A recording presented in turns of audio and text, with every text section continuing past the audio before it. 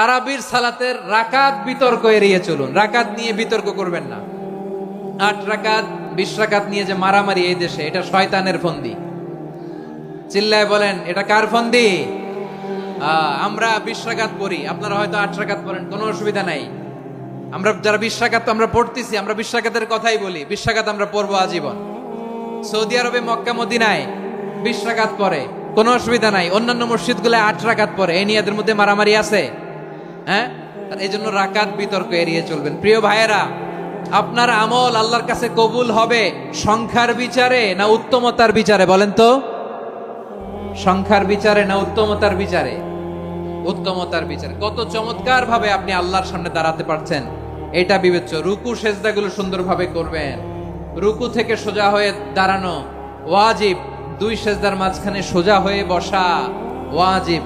এই তা'দিলুল আরকান বাদ দিলে হানাফি মাযহাব মতে সৌ সেজদা দিতে হবে। অন্য মাযহাব মতে নামাজই হবে না, নামাজই হবে না। এই জন্য ধীরস্থির ভাবে তারাবির সালাত যেন আমরা আদায় করি। পারা যাবে তো ইনশাআল্লাহ? 3 নাম্বার, তাহাজ্জুদের সালাত আদায় করুন। বছরের অন্য সময় উঠতে পারি না, অনেকে বলে হুজুর উঠতে পারি না, কিন্তু রমাদানে সাহারি খাওয়ার জন্য তো উঠাই লাগে। কি বলেন, সাহারি খান আপনারা? হ্যাঁ, খান না? খান কে কে দেখি তো? মাশাআল্লাহ, মাশাআল্লাহ। এই সুন্নত পালনের জন্য 1 নাম্বার। মাশাআল্লাহ, ঠিক আছে, পালন করবেন। আল্লাহর হাবিব বলেন, তাসাহহারু ফা ইন্না ফিস সাহুরি বারাকা। তোমরা সাহারি খেও, কেননা সাহারির ভেতরে বরকত ঢুকায় দিয়েছে কে? একটা খেজুর, 1 গ্লাস পানি খেলো সারা দিন আপনাকে তরতাজা রাখে কে? তো সাহারির জন্য যেহেতু উঠতেই হয়, সাহারি খাওয়ার আগে বা পরে 2 রাকাত 4 রাকাত তাহাজ্জুদ পড়া যাবে না?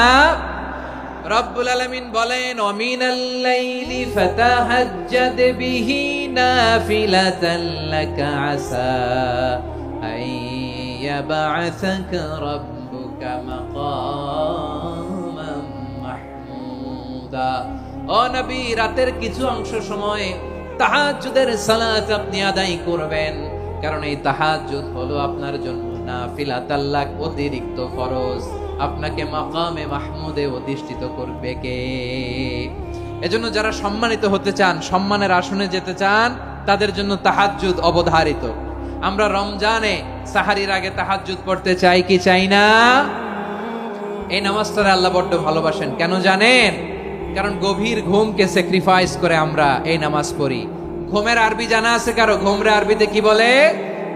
অনেকগুলো আরবি আছে। একটা আরবি হচ্ছে নুআস, তন্দ্রা, তন্দ্রা, আমানাতান নুআসা কোরআনে এসেছে। আরেকটা আছে ঝিমুনি, ঝিমুনি, এইভাবে ঝিমুনি আসে ঘুমের আগে, এটারে বলে সিনা। এটারে কি বলে? সিনা। স্বাভাবিক ঘুমকে আরবিতে বলে নাউম। স্বাভাবিক ঘুমকে কি বলে? এই সিনা আর নাউমকে আল্লাহ এক আয়াতে এনেছেন, লা তাখুযুহু সিনাতু ওয়ালা নাউম। আল্লাহর তন্দ্রা নাই, ঘুম নাই। ঘুমের আগে যে তন্দ্রা আছে ওইটাও নাই। তাহলে নুআস, সিনা, নাউম পেলাম। আরেকটা ঘুমের আরবি হচ্ছে হুজুদ। চাঁপাইনবাবগঞ্জ আওয়াজ করে বলেন, আরেকটা ঘুমের আরবি কি? হুজুদ। এটা মাঝরাতের ঘুম, শেষ রাতের ঘুম, যেই ঘুমটা বড্ড মজা লাগে। কাঁথা টেনে টেনে, ব্ল্যাঙ্কেট টেনে টেনে আরেকটু ঘুমাইতে মন চায়, আরেকটু, আর 1 মিনিট, আর 2 মিনিট, এরকম একটা মজার ঘুম শেষ রাতে আছে না নাই?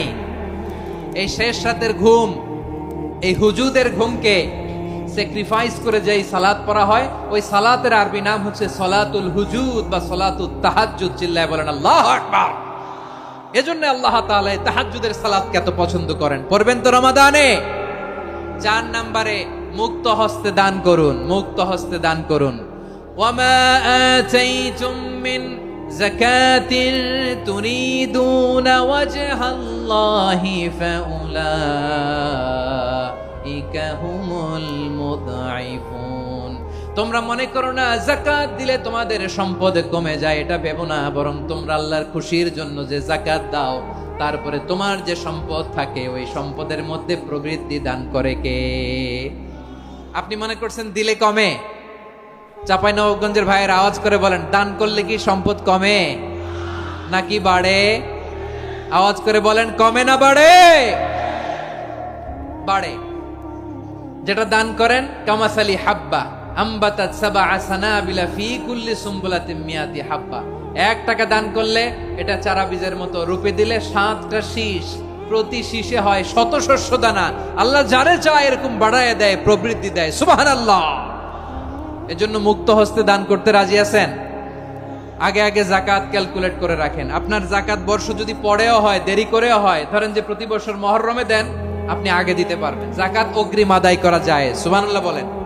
বিষ্ণু ইসা ইসলাম রমাদানে এত দান করতেন, কানা আজওয়াদান নাস, কিন্তু রমাদানে আজওয়াদুন নাস আজওয়াদু বিল খাইরি মিনার রিহিল মুরসালা। প্রবাহিত বাতাসের চেয়ে বিশ্বনবী আরো বদান্যতা বেড়ে যেত। প্রবাহিত বাতাস যেমনি সবাইরে বাতাস দেয়, আস্তিক নাস্তিক মুমিন কাফির সবাইকে শীতল করে দেয়, তেমনি নবীজির রমাদানের দান ছিল এমন, কেউ নবীর কাছে চেয়ে ফিরে গিয়েছে এর নজির নাই। জোরে বলেন সুবহানাল্লাহ। রমাদানে দান করব, ইফতার শেয়ার করব। কাউকে ইফতারি করালে সারাদিন রোজা রেখে তার যে সওয়াব, আপনি ইফতার করানোর কারণে আপনার আমলনামায় ওই সওয়াব আল্লাহ ঢুকায় দিবেন। পড়েন সুবহানাল্লাহ। সাহাবারা বললেন, নবী আমরা গরিব মানুষ, ইফতারি খাওয়ানোর পয়সা নাই।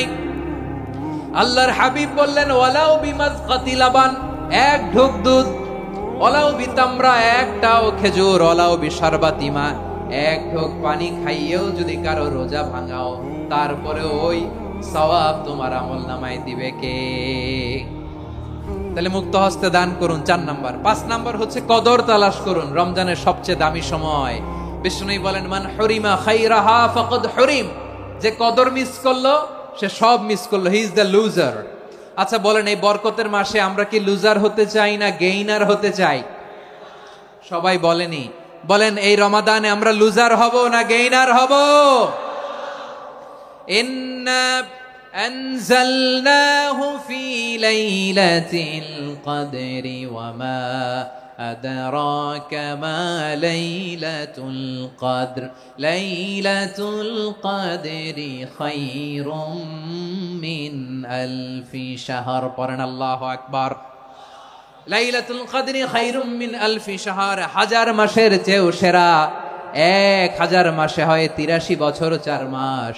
83 বছর 4 মাস টানা ইবাদত করলে যেই সওয়াব, কদরের রাতে ইবাদত করলে অতটুকু সওয়াব আপনি পাবেন, আল্লাহ সেটা বলে নাই। আল্লাহ বলে তার চাইতে বেশি সওয়াব দিয়ে আপনার আমলনামা ভরে দিবে কে? কদর যেন মিস না হয়। 21, 23, 25, 27, 29 নাকি খালি 27? আপনারা কি খালি 27? দশকের বেজর রাতগুলোকে কদর হিসেবে তালাশ করো। আল্লাহর হাবিব সাল্লাল্লাহু আলাইহি ওয়াসাল্লাম শেষ 10 দিন টানা ইবাদত করতেন। টানা ইবাদত। ইদা জাআল আশরু আহিয়াল লাইলা আইকাদা আহলা ওয়া জাদ্দা ওয়া শাদ্দাল মিজার।